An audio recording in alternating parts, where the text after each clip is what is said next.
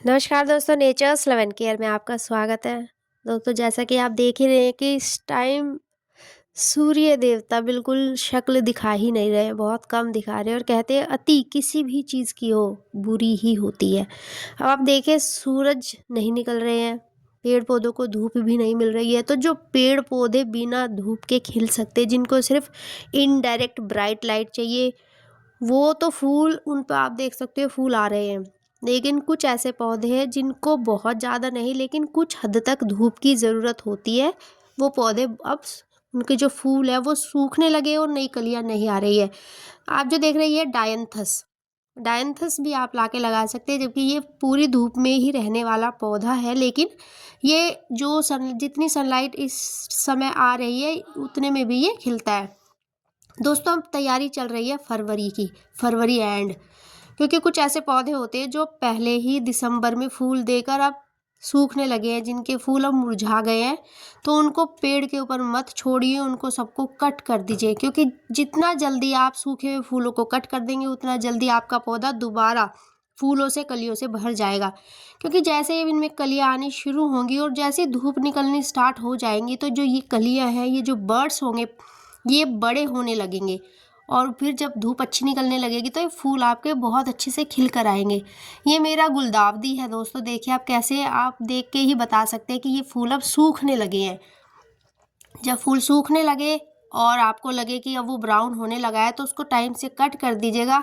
Otherwise क्या होगा, आपके पौधे में जो कलियाँ आनी होंगी वो भी नहीं आएंगी, क्योंकि पौधे की एक तो सूरज नहीं निकल रहे हैं, धूप नहीं मिल रही है, पेड़ पौधों को प्रॉपर अपना खाना नहीं बना पा रहे, तो प्रॉपर ग्रोथ भी नहीं हो पा रही। ऊपर से जो बची कुछ एनर्जी है वो ये सूखते हुए फूल ले लेते हैं।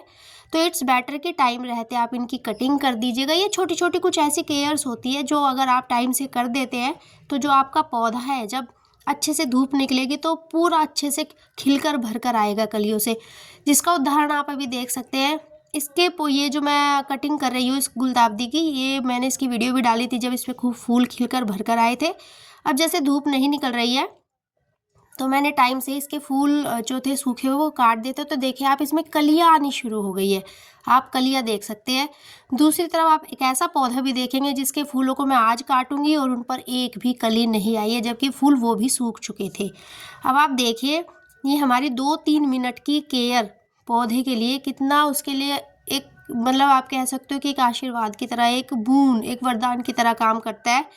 कि आपने अगर टाइम रहते अपने पौधे पे से सूखे फूल हटा दिए तो उस पे जो आने वाले जो कलियां है, फूल है, वो बहुत अच्छे से भर कर आएंगे। ये देखिए, ये आप देख सकते हैं कि इसके जो पेटल्स हैं वो ब्राउन होने लगे हैं और ये पौधे पे जो फूल है ये काफ़ी हद तक सूख चुके हैं।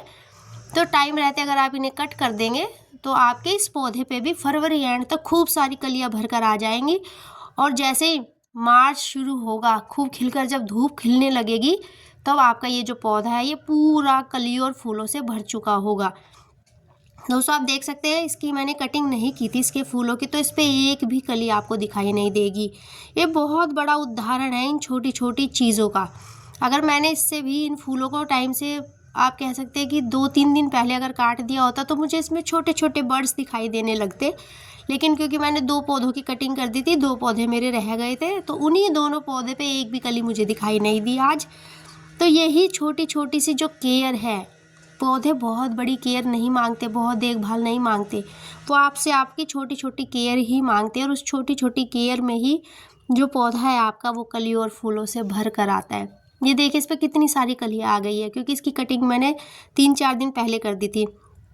दोस्तों, एक बड़ा एग्जाम्पल है आपका सदाबहार, जो कि फुल सनलाइट में बहुत अच्छे से फ्लरिश करता है। अब क्योंकि धूप नहीं निकल रही तो आप इसके फूलों का साइज़ देखिए, मतलब सूरज की जो रोशनी है वो कितनी ज़रूरी है हमारे लिए, तो है ही है, पेड़ पौधों के लिए हमसे भी ज़्यादा ज़रूरी है। अब देखिए फूल जो है कितने छोटे छोटे आए हैं, तो इसलिए केयर